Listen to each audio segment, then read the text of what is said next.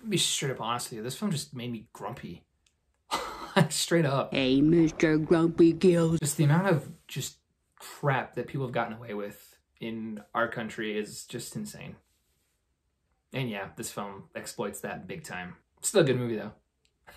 Starting off being just like, yeah, it's a good movie, go watch it.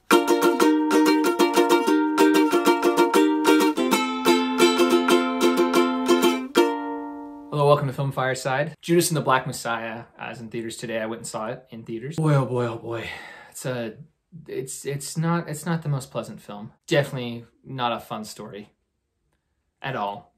There really isn't much about the story that has any like happiness in it. You know, it's a sad story. However, this film is really good at presenting just the information. At the end of the film, it shows kind of the real life people, and also kind of just has some words on the screen that lets you know what happened, what took place after the events of the movie. People, I'm not going to say which one, more or less says, we'll let history tell the story. You know, history will exist, and everyone can just see what happens with history. And yeah, I would say this film doesn't need to push an agenda because it's just there. I gotta be careful here because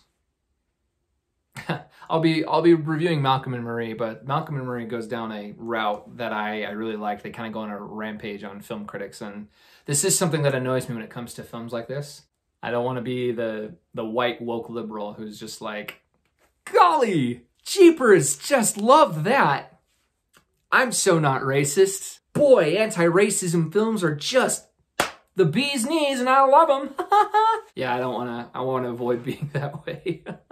I think that's the thing about this film that makes me mad. And because I feel this a little bit. It's just kind of hard to watch films like this. And I know people will react to it the way I just did, you know? But at the same time, I look at myself and I'm like, I'm not out there doing anything either, so I can't really judge. But yeah, I don't know.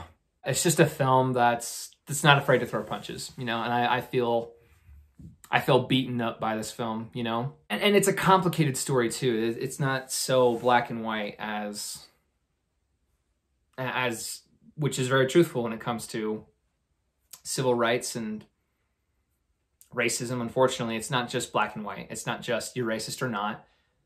It's not just I'm against racism or not, you know, it's not that black and white, and that's the truth of the matter. And I wish it was. I wish it was easy to just be like, because I think most people do, and that's where it gets complicated. I don't think I've ever talked with anyone in my life who's like, yeah, I support racism.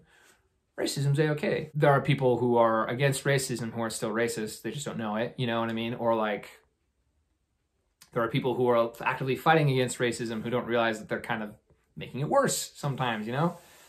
And now I'm just getting off on a tangent of what's going on in our country today. This isn't really what the film's about necessarily. This is just the thoughts I'm having from it, which is a good sign of this film. That's the sign of a good movie. I just hear the story and it's just gotten me to think of the complicated elements of our life and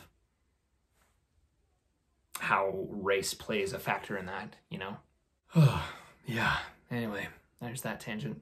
And in case you've forgotten, Black Lives Matter. Let's talk about the film. I think this film's strength is in its script. There are very well-written characters here. And these are based off real people, so that helps. There is so much honesty in each and every one of these characters, too. You know what I mean?